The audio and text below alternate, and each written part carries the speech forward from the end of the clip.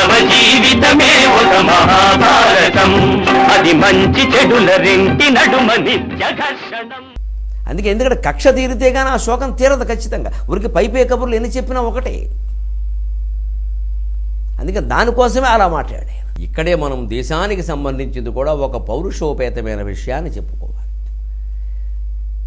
అభిమన్యుణ్ణి కాపాడడం కోసం పాండవులు వెళ్ళడానికి సిద్ధపడితే, తోడుపడడానికి సిద్ధపడితే అడ్డుపడిన సైంధవుడి మీద ఇంత కక్ష తీర్చుకున్నారే, అది ధర్మమే కదా. మరి అన్యాయంగా మన భూభాగంలోకి చొచ్చుకొచ్చి పడుకున్న సైనికులను చంపేసిన వాళ్ళ మీద హేమచంద్ర శిరస్సును నరికేసి ఆ శిరస్సుని పాకిస్తాన్లో ఊరేగిస్తున్నట్టు వీడియోల్లో చూపించారు. నిజమైనా అబద్ధమైనా అసలు ఎంత ఘోరమైన విషయాలండి ఇవి.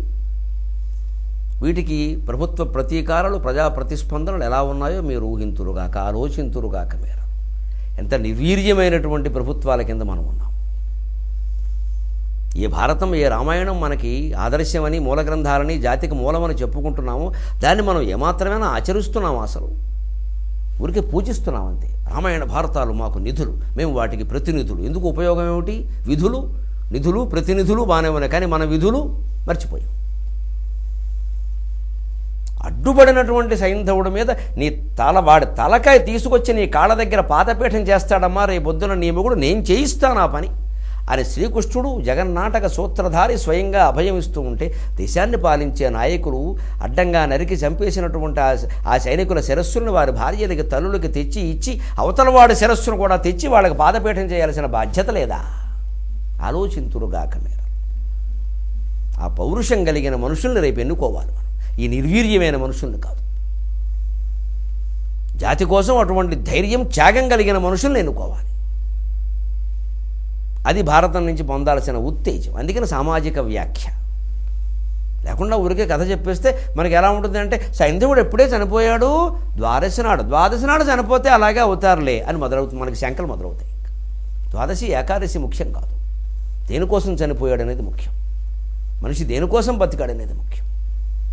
లేకపోతే ఈ చుట్టూ ఈ పిచ్చి నమ్మకాలన్నీ చేరతాయి. అప్పుడు పోయాడు, ఇప్పుడు పుట్టాడు, ఎదురెళ్ళినప్పుడు ఎవరో వచ్చారట. ఈ కథల చుట్టూ అవే వెళ్ళారు. మీకు ఎన్ని కథలు నేను బద్దలు కొడుతున్నానో నన్ను మన్నించండి. ప్రజల్లో బాగా వ్యాపించిన కథలు కొన్ని ఉన్నాయి. అవి తప్పులని నేను చెప్పాల్సి వస్తుంది. ఎందుకంటే చైతన్యం రాదు. లేకపోతే ఆ పిచ్చి కథల్లోనే కూరుకుపోతే మనం నమ్మకాల్లో ఉంటాం. యుద్ధానికి పురికొల్పి జాతిని అవినీతి నిర్మూలన చేసి మహత్తరమైన మహాభారత నిర్మాణం కోసమే, నవీన భారత నిర్మాణం కోసమే భక్తి టీవీ వారి ఈ ఆంధ్ర మహాభారత ప్రసంగం. ఇది పురాణం కాదు, దీని తర్వాత తీర్థప్రసాదాలు ఉండవు. నేను పౌరాణికుడు కాదు, నేను కవిని. ఇది పురాణం కాదు, ఇది కావ్యం. నాది భక్తిమయం కాదు, ఇది రసమయం. ఇక్కడ పెంచేది చాదస్తం కాదు, ఇది చైతన్యం.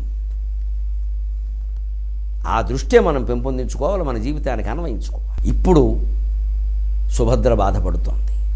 ఆవిడ ఎంత చెప్పినా ఆవిడ బాధ ఆవిడకుంటుంది. అన్నయ్య అది కాదు, ఒక్క మాట. ఆ పిల్లాడికి సంబంధించి నేనేం చేయగలిగానయ్యా? అక్కట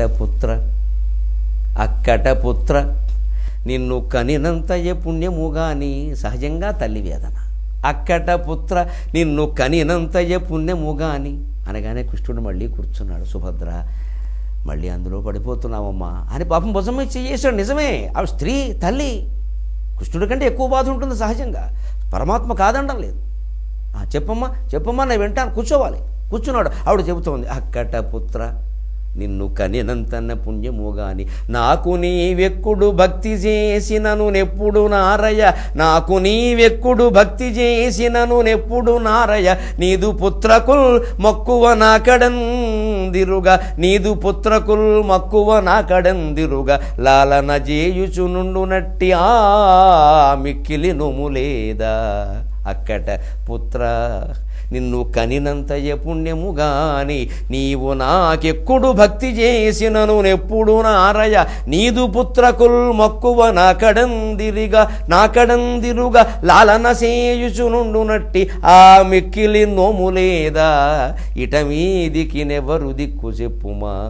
ఇటమీదికి నెవ్వరు దిక్కు చెప్పుమా.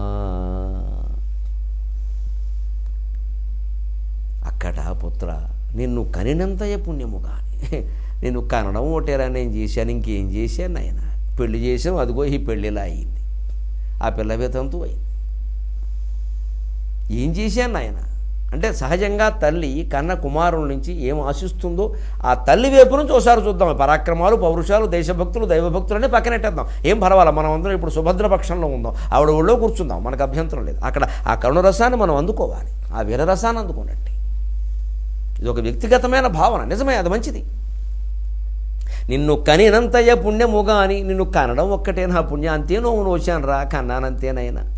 నాకు నీవెక్కుడు భక్తి చేసినను నెప్పుడు నారయ్య. ఆ కొడుకు రోజు వచ్చి అమ్మ కాఫీ తాగావా, అమ్మ అన్నం తిన్నావా, అమ్మ మందు బిళ్ళ వేసుకున్నావా, ఏమిటోనే కష్టపడుతున్నావు పాపం ఈ వయసులో కూడా అని ఒక్క మాట అంటే చూద్దామని ఉంటుంది తల్లికి. అది తప్ప చెప్పండి, ఆ మాట అనలేమండి మనం. ఆ కాఫీ తాగేప్పుడు కాస్త తల్లి భుజం మీద చేసి తల్లి పక్కన కూర్చొని తాగలేమా? బయటికి వెడుతుంటే అమ్మ వెళ్ళొస్తాను ఒక మాట చెప్పలేమా? అమ్మ నాన్నగారు వెళ్ళొస్తాను వాళ్ళిద్దరికీ ఒకసారి చెబితే ఎంత ఆనందిస్తారండి ఆ వృద్ధ దంపతులు. మా వాడు మాకు చెప్పకుండా ఎక్కడికి వెళ్ళడు అంటే వాళ్ళు వద్దంటే మానేస్తాడన్నంత ఆనందం పొందుతారు వాళ్ళు. మనం వద్దంటే మానంగా నేను చెప్పడానికే ఆ పెద్దరికాన్ని నిలబడితే చాలు. కొడుకు ఎవరైనా ఆ తల్లికో తండ్రికో చెప్పి పెడుతుంటే వెనకాల ఆడాళ్ళు దయచేసి వంకలు పెట్టద్దు, మీకు నమస్కారం. ఇదోటి వచ్చింది మాతృభక్తి మధ్యన కొత్తగా, ఈ వ్యాఖ్యానాలు కూడా నేను విన్నాను. చాలా బాధపడుతుంది నా మనసు. ఏం మనుషులు వీళ్ళంతా చూస్తున్నారట భక్తి టీవీ, ఏం మారుతున్నారని. అంటే అదే మన పిల్లాడు ఎవడో ఎల్కేజీ కుర్రాడు వాడికెడుతూ మమ్మీ అంటే మనకు ఆనందమే, కానీ భర్త తల్లికి చెప్పకూడదు, తండ్రికి చెప్పకూడదు. అప్పుడు కూడా భార్యకే చెప్పి వెళ్ళాలి. మరి దీన్ని ఏమంటారండి? ఆలోచన చేతులు కాక మీరు. నాకెవరూ వ్యతిరేకం కాదు. నాకు ఆ వృద్ధులు అంతే, ఈ మహిళలు అంతే, ఆ యువకులు అంతే. ధర్మం మనకు కావాలి. ఎలాగో భార్య భర్తకి, భర్త భార్యకి చెప్పే పెడతారు, చెప్పకుండా వెళ్ళరు. దాంతోపాటుగా తల్లిదండ్రులకు చెబితే నష్టం ఏమిటి? ఈ మధ్యన గరికపాటి వారు మాటలు విని ఇదోటి నేర్చుకున్నాడు అని వంకర వ్యాఖ్యానాలు వద్దు. మూతి ఇంకాస్త వంకర అయిపోతుంది ఈ వ్యాఖ్యానాలు చేస్తే. మంచిదే, నా వల్ల అలా మారిన వారు ఉంటే వారికి నమస్కారం.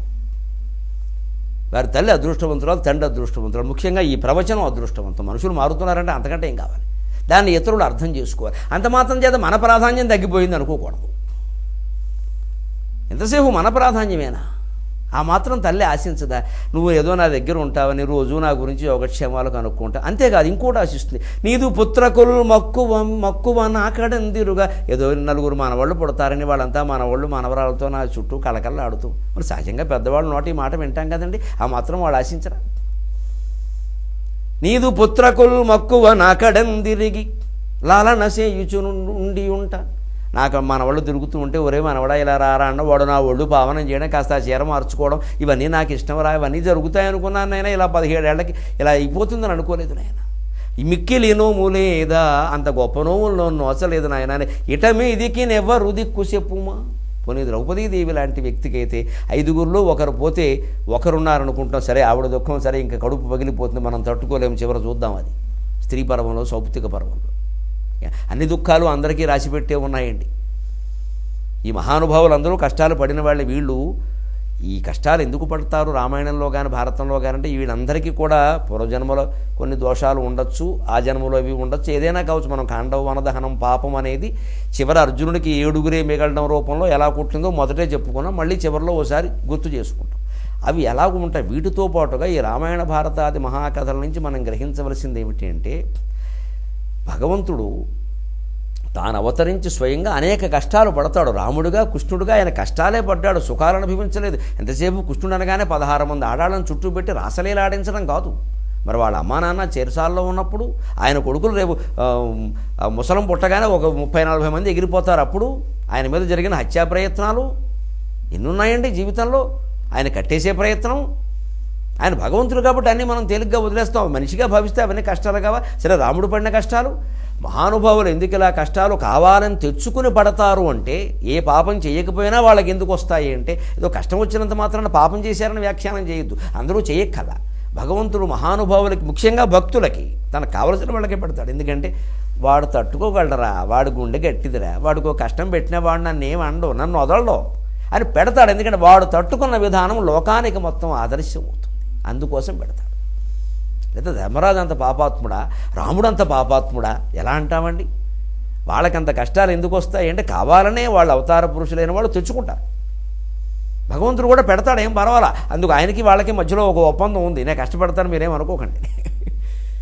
దాన్ని వాళ్ళు శారీరకంగా, మానసికంగా, బౌద్ధికంగా తట్టుకున్న విధానం మనకు ఆదర్శమై ఓ గ్రంథమై లోకానికి అందుతుంది. లేదా చెప్పుకుందుకు ఏముంది ఈ దిక్కుమాలిన ప్రపంచంలో? ఇప్పటికే రామాయణ భారతాలు తప్ప, వాటిని అనుసరించి వచ్చిన కావ్యాలు తప్ప. అలాగా మన లోకంలో కూడా ఎవరైనా మహానుభావులు అనుకున్న వాళ్ళకి రాగానే పాపాలు చేశారని వ్యాఖ్యానం చేయకండి. ఒక్కోసారి వాళ్ళ ద్వారా భగవంతుడు మనకు ఒక లీల ప్రదర్శింపజేస్తాడు. ఆ మహాయోగి, ఆ జ్ఞాని, ఆ తత్వవేత్త ఆ కష్టం ఆయనకి ఎందుకు వస్తుందంటే పూర్వజన్మలో చేయబట్టి రావక్కల. ఆయన దాన్ని తట్టుకునే విధానం లోకానికి చూపించదలుచుకున్నాడు భగవంతుడు ఆయన ద్వారా. అమ్మవారు ఆయన ఒక పాత్రగా వాడుకుంటోంది. అందుకని ఆయన మనం ఎంత ఆదర్శంగా తీసుకోవాలి. అలాంటి వాతావరణం ఉండాలి. సహజంగా తల్లిగా బాధపడడం సరే, మన వాళ్ళని చూద్దాం అనుకున్నాను రా, మన వాళ్ళని ఎత్తుకుందాం అనుకున్నా, ఆ మునివరవుడు పుట్టాక నా ప్రాణం పోతే బాగుండు అనుకున్నా. సరే, ఈ కాంక్షకి అర్థమూ లేదు, అంతూ లేదు. అందుకని అందరిలాగే ఆవిడ మాట్లాడింది. ఇక మీద ఎవరి దిక్కంది. ఆ కరుణరసంలోంచి మళ్ళీ మనం తర్వాతి భాగంలో అనంతర రస ప్రవాహంలోకి ప్రవేశిద్దాం. ఈ రసాలకు ఆలవాలమైన తెలుగు భాషను మనం అంతా ప్రేమిద్దాం. శరం. మీ అభిప్రాయాలను, సూచనలను మాకు తెలియజేయాల్సిన చిరునామా భక్తి TV, care of Rachana television private limited, road number 92, Jubilee hills, Hyderabad 5,96,000. మా ఇమెయిల్ ఐడి bhaktihyd@gmail.com. మా వెబ్సైట్ www.bhaktitv.org. Phone number 9010222333.